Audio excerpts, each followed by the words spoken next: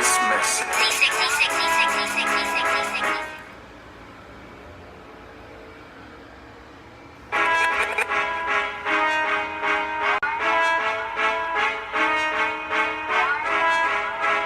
I was told to deliver this message.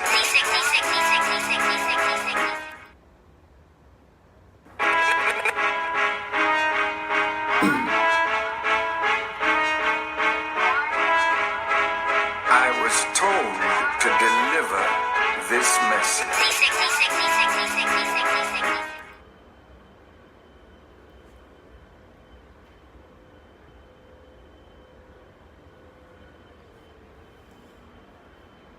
I'm like a family. It's your brother Landon X. Before we break fast, I had to get something off my chest. Something that was brought to my attention today while we was out pushing that #1 program to our people in the Nation of Islam. First, let me start out in the proper fashion. In the name of Allah, the Beneficent, the Merciful, I bear witness that there is no God but Allah, who mercifully appeared to us in the person of Master W. Fard Muhammad, to whom praises are due forever.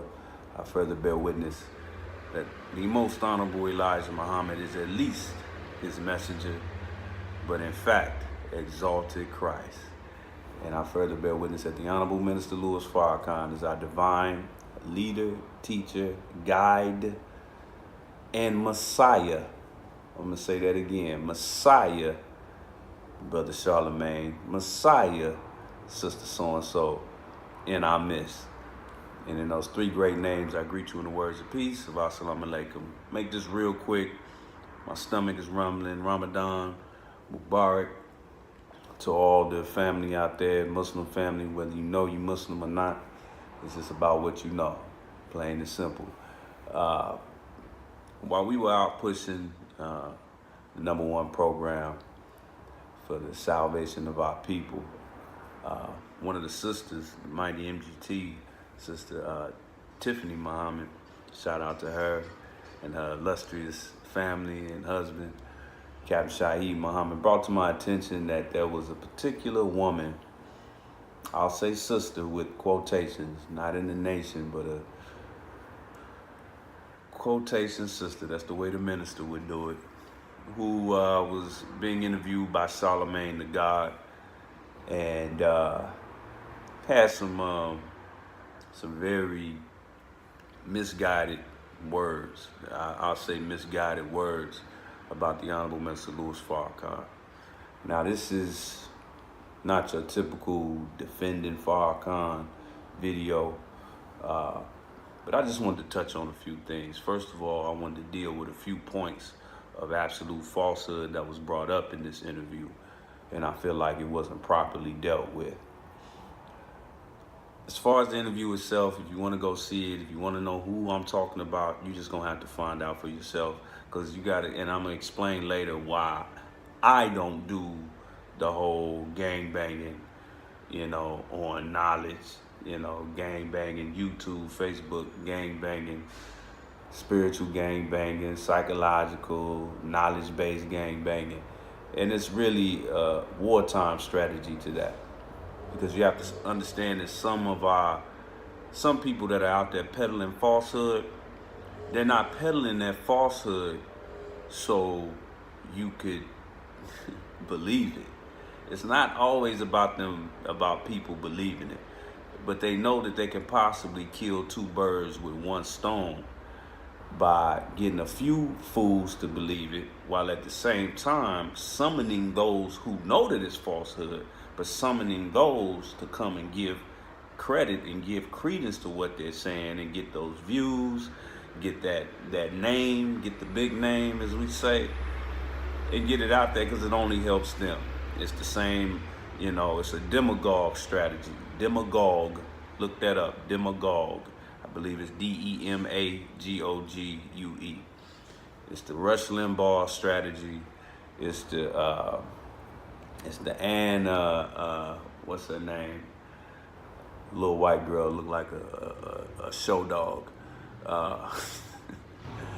But you know, they use that. You see them a lot on CNN. You see them on news channels, and they argue about the so-called hot topics, and then they end up all going out to dinner with each other, even though one claimed to be a Republican, one claimed to be a Democrat. But the more people that have their names in their mouths, the better for them, regardless of whether you agree with them or not. You know, but I'm gonna deal with a few points. First of all, this sister called the Honorable Minister Louis Farrakhan. She followed something that I really listen. Let me talk to my people for a minute, because that's what I find value in, is talking to my people. I said this in one of the last videos I did. Our enemy, our 6,000-year enemy that's been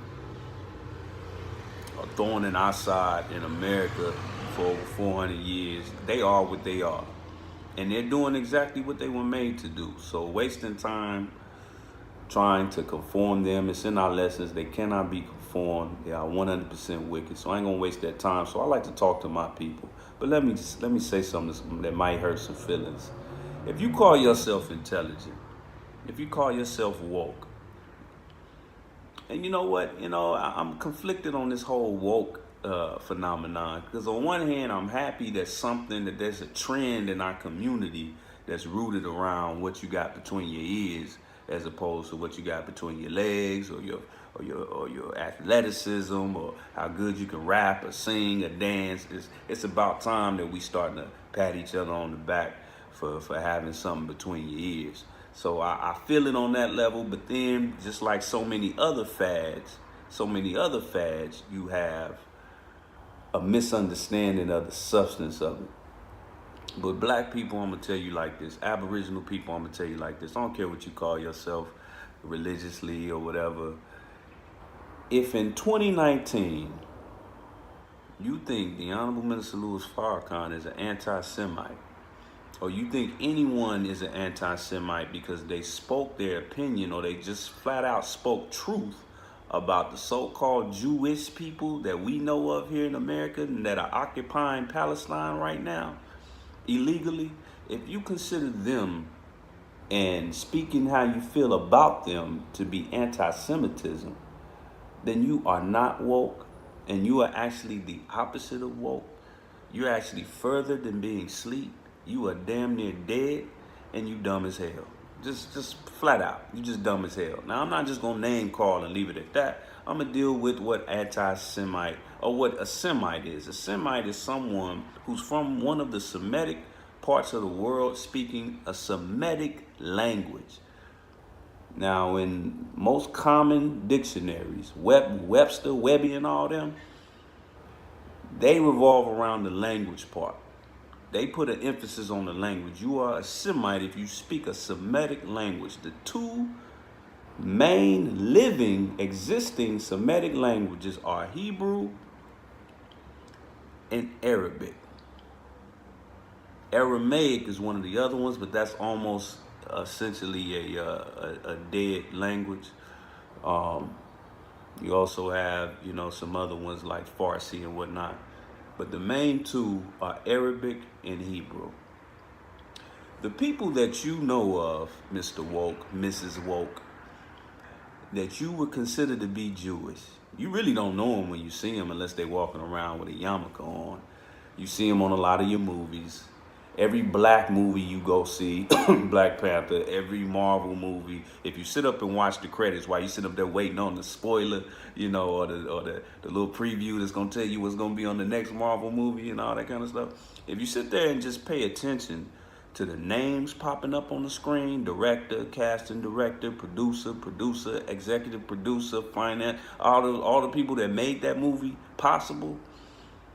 Not the people that's running around tap dancing on screen. I'm talking about the people who pulled the string, the bosses, the shot callers, that made sure that movie could even be witnessed by you. You're going to see a lot of Berg, Steens, Felds, Kleinfeld, Bergstein, Weinstein, some of them, they cut their names so they can be a little bit more, sound a little less Jewish. Those people speak a language called Yiddish. Yiddish. There's a popular Jewish song called My Yiddish Mama. Their culture is Yiddish. Yiddish is an Eastern European language with Hebrew grafted into it. So they've taken Hebrew and grafted it into this Frankenstein language called Yiddish. So they are not by definition Semites. Now, who is a Semite? The Honorable Minister Louis Farrakhan, for at least 64 years, every time he has spoken in front of any audience, in any venue, on TV, internet, Breakfast Club, all the way to Iran, to Sunday morning political talk shows, he has always started his words with a salutation in the Arabic language. He says, in the name of Allah, the Beneficent, the Merciful, and then he finishes that salutation by saying, Assalamu alaikum. And then he finishes the entire lecture, or whatever the speaking situation is, in Assalamu alaikum, which is a Arabic language. He's led prayers overseas in masjids, speaking entirely in Arabic. So he opens and he closes in Arabic, but he's the anti-Semite seeking to protect a people whose cultural language is Yiddish, which is not Semitic. So if you think that the Honorable Minister Louis Farrakhan is anti-Semite in 2019, you, sir, you, ma'am, are a damn fool. I don't care what your race is, how smart you think you are, how much money you think you have, you know, how many white folks can patted you on the back of your head. You just a damn fool. I'm sorry. I'm sorry. This person also said that if they had a chance, if she had a chance to speak to the Honorable Minister Louis Farrakhan, that she would ask him to be more consistent. She needed to be more consistent. See, this is the problem with this era, this internet era. Now, those who know me, especially out in Los Angeles, you know, I'm known for kind of cracking the whip, so to speak, on, you know, some of our brothers and sisters that are kind of old-fashioned and don't want to, you know, propagate on Facebook and social media. But I'm gonna tell you one drawback of this era of fake woke and YouTube scholarship, Facebook scholarship, is that everything happens in a vacuum, and we look at things and we misuse this term called relevance. We think relevant is if people are just talking about you. No matter what they're actually talking about, you're relevant if people are just talking about you. And if they don't see you on their timeline on Facebook, if they don't see you on their timeline on Instagram, in between all the booty pictures and foolishness, then they think you're not being consistent. And that's a damn shame. Because the Honorable Minister Louis Farrakhan has, without question, been the most consistent man or woman, most consistent man when it comes to black liberation for at least the past 64 years. Well, what he did for me? That's the next question. What he did for black people? First of all, when that question pops up, now I just told you what you are if you think he's an anti-Semite. Now I'm gonna tell you what you are if you hear someone big up or build up a black man and then the first thing come out your mouth is, what did he do for us? You are a welfare-minded Negro. Because when you ask that question, you're taking the same mind that too many of us take to the welfare office. Now, I'm not knocking those who have had to use public assistance. You know, there are a lot of men and women and men, black, white, red, yellow, of all races, who have fallen on hard times and used the welfare system to get back on their feet and then get going, you know. But I'll say this. You can't bring a government cheese mentality to scholarship. You can't bring a food stamp mentality to scholarship and into the salvation of our people, because our salvation is not based on who gives us a check. The United States government been cutting checks to black families for a long time. Go to any housing project, they paying about $15 a month. The mama in the property, she's collecting the check, coming straight to her mailbox. Now they doing direct deposit these days with the food stamps, the whole nine. So by that measure, and when you add up all those checks, all the housing subsidies, all of that stuff, it adds up into billions to billions of dollars. So when you say, what have they done for us? I'm talking about any leader, not just the minister. And that's what you talking about, cutting a little check. Then you're basically giving the United States of America a pass and saying that that's all it takes is to cut a little piece of government cheese to us. And that means you're doing something, even though it's not something that we need. In fact, if you want to know what black people need or don't need, just look around our communities or so-called communities and see what we have and don't have plenty of. Don't tell me we need guns. We got plenty of guns in our community. Is that helping us?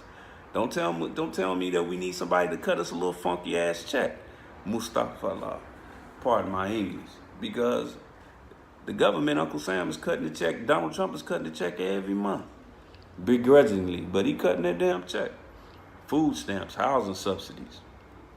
Let's run down some of the things that the Honorable Minister Louis Farrakhan, because like I said, I'm hungry and I'm about to break fast, and I'm not gonna let this sister, break my beautiful Ramadan.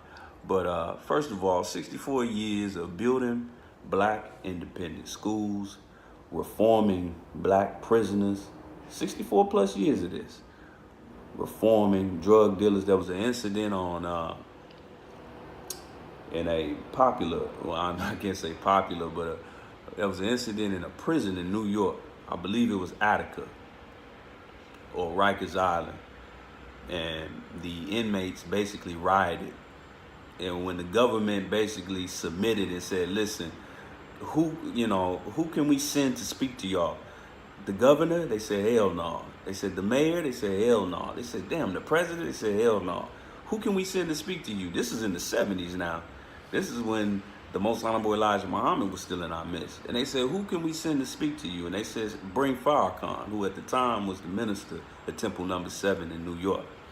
He's been reforming prisoners for years, man, decades, reforming drug dealers and drug users. You don't know about the dope busters? Google it, Mr. and Mrs. Woke. Google that mess. Google the dope busters, where black men unarmed went into the worst, the same projects that you wouldn't even be caught dead in. When you cash your CNN check or whatever check you getting from some white man, you wouldn't be caught dead in that neighborhood. We had brothers going in that neighborhood reforming drug dealers and drug users with our bare hands and a newspaper and a law God. That's it. 5 smooth stones and we only threw one. Straight up. Look up the dope busters. He is the most consistent when it comes to an independent news publication known as The Final Call. You think it's just a newspaper? You think it's just a newspaper? You know how many lives have been changed? How many children have been born into solid families because of that newspaper? How many black children have eaten because of that newspaper? How many rents have been paid? Mortgages have been paid because of that newspaper?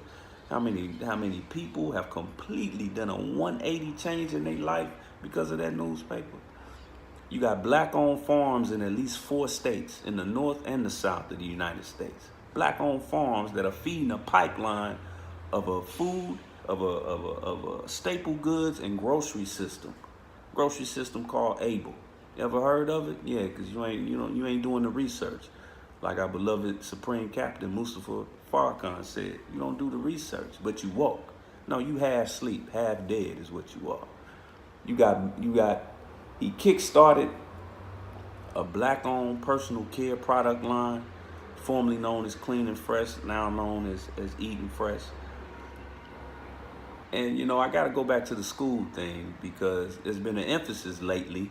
Wow, welcome to the party. Emphasis lately on building our own schools. when you talk about a man who restarted and re-emphasized the need of building our own schools in the late 70s. We had them before that, Muhammad University of Islam. But when the nation failed, this man brought it up. He didn't inherit the Nation of Islam. He inherited the teachings of the Most Honorable Elijah Muhammad. That's it. And then you have one of the foremost individuals when it comes to the importance of black health. Everybody talking about Dr. Sebi, and that's cool. That's cool. That man, he had a lot of cool ideas. And from what I understand, he helped a lot of people. But he was taught by a man by the name of the Most Honorable Elijah Muhammad. And the master pupil of the Most Honorable Elijah Muhammad is the Honorable Mr. Louis Farrakhan. And when he raised the nation again in the late 70s, he dusted off a monumental book called How to Eat to Live. And that has prolonged the lives of black people all over the world, not just in the Nation of Islam, for years. He also spearheaded the first and foremost research into AIDS treatment and actually found a cure for AIDS in Africa. And the United States government, just like with the dope busters, were the biggest opponent of that.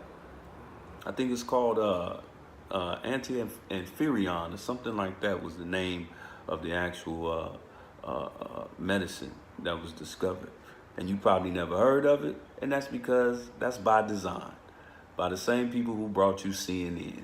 That's why you never heard of it. Here you are, you working for one of the biggest news conglomerates in the world, and you probably never even knew that. And then you have to understand that, and now I got to talk to my people real quick. Because like I said, she is what she is. You know, she collects a check from who she collects a check from. You know, and to be fair, I want to be fair, because Honorable Mr. Louis Farrakhan is fair to even those black people. And he's been attacked for 64 plus years by both sides. He got to deal with white people calling him an anti-Semite. And since we're the children of white people, because we so damn ignorant, we do whatever they say. So he got to deal with people that look like him on both sides of his hand. He got to deal with this and this at the same time. I think that's why Allah gave us this side of our hand looking the way it does, so it prepares us to do work dealing with both sides. I think that's why our hands look like that. I think that's why we ain't black on both sides of the hand, because we got to know how to do some work that deals with the ignorance of both sides. And we all know the white man, well, you should know that the white man does come from us. That's a scientific fact. But we got to be careful who we give ear to. The Holy Quran talks about giving ear. Giving ear. We've never had more access to information than today, thanks to what you're looking at right now, social media, the internet. But we got to be careful who we give ear to. And we got to understand that everybody who looks like an ally, Holy Quran has a chapter called allies, not necessarily an ally. You have something like I mentioned earlier called demagogues. And we too quick to jump on the bandwagon of somebody who pops up on our screen on a CNN, MSNBC, Fox News, and they say something like, you know, that they for reparations, and they talking crazy about Donald Trump, you know, because that's really a slave mentality, you know, because that was the slave. The slave became so used to being a damn slave that the only thing they cared about on a day in and day out basis was what kind of slave master they got. Did I get a nice slave master on a big plantation, or I get a mean slave master on a small plantation? I get a slave master who gonna pat me on the head, or a slave master who gonna whip the skin off my back? So that was really all they wanted. Don't send me up Georgia way. If you go back and read the book Roots, or watch the show, the old one or the new one, they talk about they got threatened with being sent deeper into the South with a harder slave master. Still a damn slave, but they gonna get the slave master that come out and pat them on the head every now and then, or the one that whipped the black off their back. You know, so we listen to these demagogues get on these shows, whether it's an internet show or CNN, you know, and they basically just slave catchers, CNN columnists, and I call them slave catchers because that's what they are. Some of the best slave catchers in slavery were blacker than me. And they think arguing about Donald Trump and kissing Joe Biden's ass makes them woke. No, sir. No, ma'am. No, ma'am. That means you're a Democratic slave catcher or a Republican slave catcher. Go out and get the niggas for us to vote. Just like Tuskegee experiment, they use black nurses. They'll listen to you. Go tell them that we'll give them free health care and then we'll infect them with syphilis and God knows what else. Just as an experiment. Just go and tell them, sit around, talk about jazz music or whatever it is you niggers like and bring them to us. So they have sisters who get on TV and they sound like a round-the-way sister. Sound like the kind of sister you went to school with. Sound like the kind of sister you might be next to in the club, And she say F Donald Trump and Donald Trump is this and that. And you like, yeah, because you don't like that slave master. You want a new slave master. You want a nice one like Joe Biden and like filling up little girls and little boys and stuff. You want a better slave master. And that's on us. That's on us, man. We got to be careful who we give ear to. We got to be careful who we give ear to. I'm not saying that you can only listen to the minister, you can only listen to this person or that person, but you got to know BS when you hear it, and you got to know the game. Dr. Boyce Watkins, he did a beautiful job at breaking down this sister and what she is. He said he knows what she's going to say before it comes off her damn tonsils. They write a script. They go by a script. I'm the super liberal black woman who's going to tell you that Donald Trump is the devil. Black people need reparations or something like that. And, and by the way, and then this is what they slide in behind that. Oh, yeah, and I'm all for gay rights. That's what they slide in behind that because that's the order of the day on the left side, the liberal left side. That's the order of the day. And then they anti-abortion. And before I close out, I'm going to touch on that abortion thing just a little bit. I'm not going to get into it too deep because that's a touchy subject with some people. And like I said, I'm about to eat because I'm hungry. But with that said, dear brothers and sisters, just make sure we careful who we lend ear to. And also let's be careful, and this is to the believers and those who are sympathizers and people who care for the Honorable Minister Louis Farrakhan. I want you to think about all the lectures you ever seen of the minister and ask yourself, how many times has the minister, by name, directly attacked another black person? Now, he's spoken negatively, and he's been very clear about his feelings. He never hides his feelings if a black person disappoints him. But he always stops short of attacking them because he knows that that's what the devil wants. That was I believe a Washington Post writer who came between him and Jesse Jackson back in the 80s, who really he was an absolute liar, and he said something that really got under the minister's skin, and that's the closest I ever came to seeing him. And he said that the day was gonna come that we was gonna have to deal with people like that. Directly deal with him. But the minister he's been attacked from every angle. But he always stops short. You even see him embracing someone. Like you just saw him on stage with T.D. Jakes doing Aretha Franklin's funeral. That's a man who has went on Breakfast Club and spoken negatively about the minister. So be careful. Attack their falsehood. Don't necessarily attack them, because there was a time where many of us who loved the minister, whether you're a registered member of the nation or not, there was a time when we were ignorant as hell. That was a time where I cared about who the next slave master living at 1600 Pennsylvania Avenue was going to be. And I thought that it really had an impact on black people. That's a time where we were all in a state of ignorance, And it's our job to deliver them to the Lamb of God, not run them away. So, just deal with their falsehood. Bust up their falsehood. Bust up their falsehood, because the falsehood they have is not theirs. It was given to them. It was handed down to them. They don't know no better. That's all they know. Say something that's in the party line and that CNN will like, and then they get a Benz and a nice house in a white neighborhood, and they good. That's what they went to college for. That's the life of a slave in 2019. So just bust up their falsehood. And on the abortion thing, which is another, party line that you hear these, leftist demagogues say on CNN, I'm going to just drop some on your mind. before I get my grub on for iftar tonight. Abortion is when a pregnancy is initiated, when the life of a human being is initiated and then it's terminated. It's just terminated.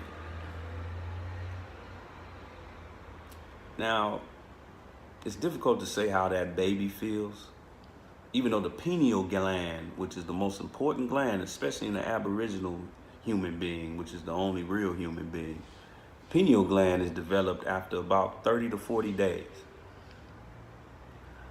But I'll say this, there are a lot of men out there who initiate relationships with women.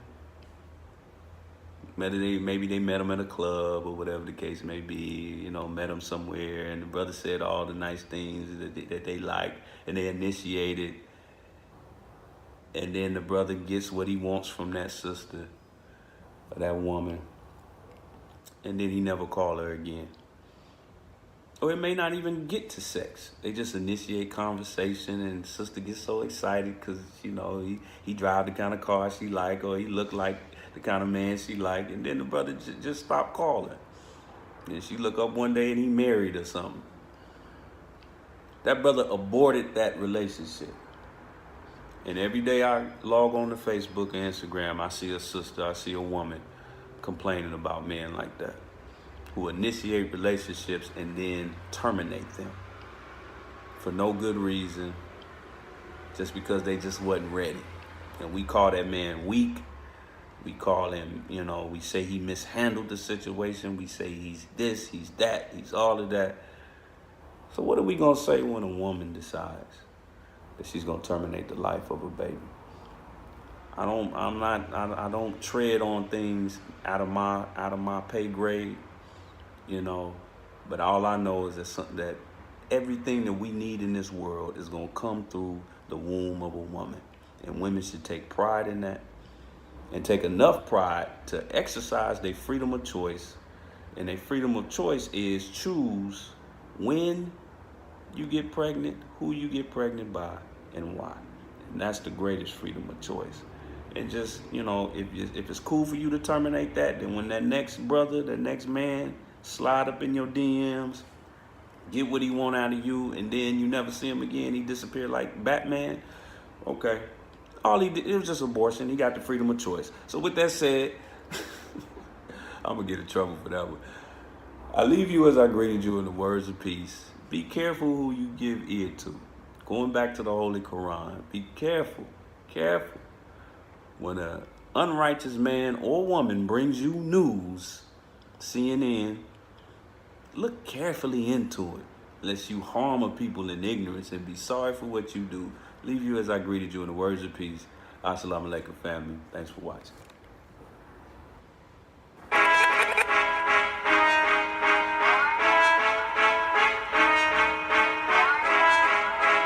I was told to deliver this message.